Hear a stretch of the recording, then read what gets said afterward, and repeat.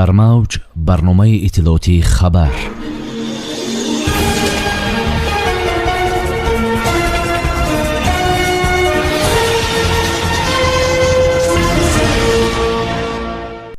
سرور دولت وزیر کارهای خارجی جمهوری ترکیه خاقان فیدان را به حضور پذیرفتند. بین وزارت‌های کارهای خارجی تاجیکستان و ترکیه برنامه همکاری به امضا رسید. رئیس مجلس نمایندگان محمد طاهر زاکرزاده با وزیر کارهای خارجی ترکیه خاقان فیدان ملاقات نمود. صاحبکاران تاجیکستان و ایران با مبلغ قریب 19 میلیون دلار قرارداد به امضا رساندند. معیار انداز پایان رفت. اساسگذار صلح و وحدت ملی پیشوای ملت پرزیدنت جمهوری تاجیکستان محترم امومالی رحمان وزیر کارهای خارجی جمهوری ترکیه خاقان فیدان را به حضور پذیرفتند. در جریان ملاقات مسائل همکاری تاجیکستان و ترکیه مورد بررسی قرار داده شد. جانب زمینی واخیری تحکیم بیشتری همکاری را در همه عرصه‌های مورد توجه طرفین مخصوصاً اقتصادی و اجتماعی ضرور شماریده جانبداری خود را جهت فعالتر نمودن این روند ابراز داشتند. رشد همکاری تاجیکستان و ترکیه در ساحه‌های اقتصاد، تجارت، صنعت و سرمایه‌گذاری از سمت‌های مهم مناسبت‌های دو دولت نامیده شد. تاکید گردید که فعالیت منظم کمیسیون مشترک بین حکومتی، برگزاری فورum‌های صاحبکاران و نمایشگاه‌های مال‌های استحصالی دو دولت می‌تواند وسیله برجسته پیشبرد همکاری دو جانبه باشد. در هفته ملاقات جانب‌ها اوید به رشد و گسترش منبع رابطه‌ها در ساحه‌های معارف، علم، فرهنگ و سیاحی تبادل افکار نمودند. برگزاری روزهای فرهنگی در قلمرو همدیگر از جمله تدبیرهای نامیده شد که به تحکیم رابطه‌های فرهنگی و گومنیتری مساعدت جدی می‌نماید. ضمن واخیری جانب‌ها همچنین اطراف مسائل‌های مبرم منطقوی و جهانی از جمله وضع سیاسی در افغانستان و فلسطین اندیشه‌رانی نمودند.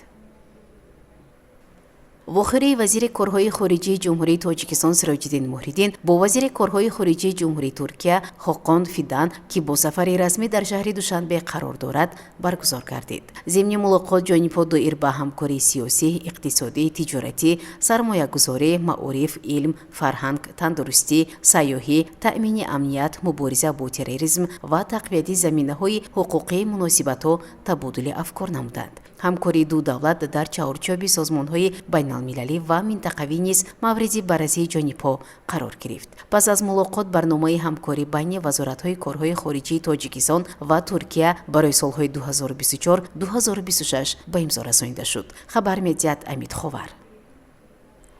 رئیس مجلس نمایندگان مجلس عالی جمهوری تاجیکستان محمد طاهر زاکرزاده با وزیر کارهای خارجی جمهوری ترکیه خاقان فیدان ملاقات نمود. در این خصوص امید خاور اطلاع می‌دهد. محمد طاهر زاکرزاده ابراز نمود که مجلس نمایندگان مجلس عالی جمهوری تاجیکستان به روند همکاری پرمحصول و سودمند با جمهوری ترکیه توجه خاص ظاهر نموده. توسط گروه‌های دوستی مسائل‌های مربوط به قانونگذاری، تحکیم روابط اقتصادی و دیگر مسائل‌های برای خلق و مملکت‌های مهم را مورد حل قرار می‌دهد. وقتی آن رسیده است که گروه‌های دوستی و اتحادیه‌های ما حجت‌های بین دولتی را که پارلمان‌های ما تصدیق و قبول نمودند مورد بررسی قرار داده پیشنهادهای مفید و موافق شده را منظور نمایند.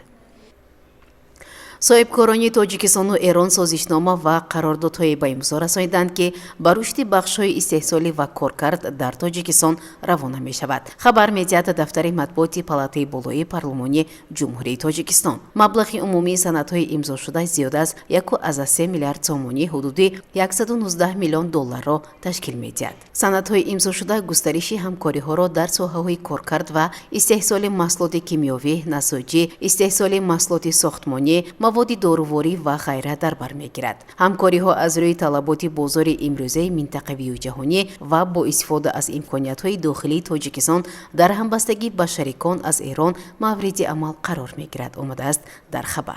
گفته می شود در جریان سفری دو روزه محترم رستم امومالی با ایران در مجموع 15 سند نو اوید به همکاری بین پارلمانتی، همکاری بین منطقوی در ساحه‌های اقتصادی، تجارتی و گومنیتری، اینچنین همکاری تجارتی و استحصالی به امضا رسید. خبر می‌دهد آسیا پلوس. аз 1 январи соли 2024 андоз арзиши иловашуда барои воридоди ҳама намуди молу маҳсулот яъне иҷрои кор ва хидматрасонӣ тариқи нақдӣ ва ғайринақдӣ то 14% поён шуд. меъёри муайян шуда то 31 декабри соли 2026 амал мекунад ва баъди он шояд тағйир ёбад. дар ин бора дар кодекси нави андоз зикр мешавад. дар кодекси нав меъёри 5 ва 10% барои як қатор фаъолият ва хидматрасонӣ дар назар дошта шудааст. хабар медиҳад Азия Плюс.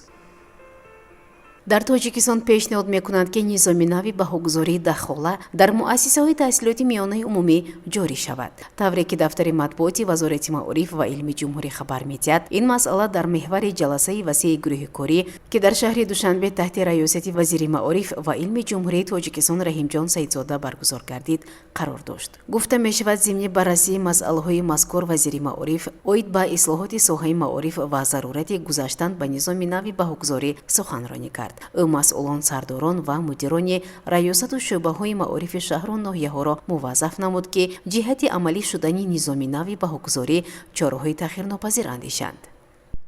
дар мавҷ барномаи иттилооти хабар.